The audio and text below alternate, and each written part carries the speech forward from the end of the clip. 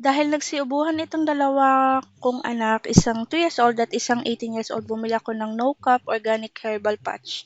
Nabili ko ito sa online, sa Facebook. Marami na nagtitinda na nito kaya easy to find na. Searchable yung product. Di ako sure kung meron na nito sa Mercury Drugstore. Ang alam ko, nabibili lang ito sa online. Ito pala ay gawa dito sa Pilipinas.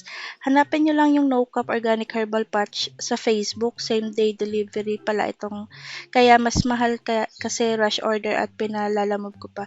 Mas makakatipid kayo bumili nito kung willing to wait kayo sa delivery period 2 to 3 days. Free shipping na. Pero sa akin, pinalalamove ko na. Ako kasi di na makapag-antay kaya mahal shipping fee.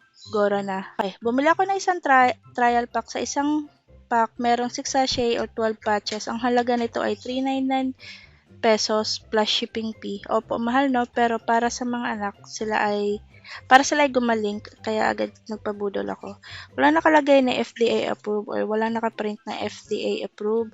Kiniklaim lang nito ay pansamantalang lunas sa pag-uubo, organic relief patch, easy throat discomfort. Itong product na ito ay hindi pwede sa sobrang lala na ubo. Di rin ito pwede sa may skin allergy, di rin ito pwede sa mga buntis, di rin ito pwede sa mga padede mamshi. Mas maganda pa rin kumonsulta tayo sa doktor para maresetahan ng tamang gamot. Kumbaga itong product na ito ay first aid o pansamantalang lunas sa pag-uubo. Yung amoy niya ay cinnamon scent as in legit na amoy cinnamon, and this product can use up to 12 hours for adult and for baby and toddler up to 8 hours. Pwede ito sa baby 3 months old and above. Isang patch per day up to 8 hours. Tapos sa adult naman pwedeng dalawang patch per day up to 12 hours.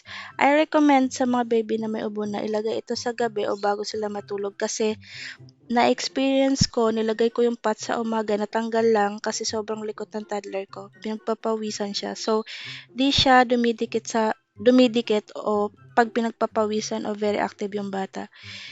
Sige, ilagay na natin ito sa dibdib o sa likod. Tanggalin natin yung paper seal.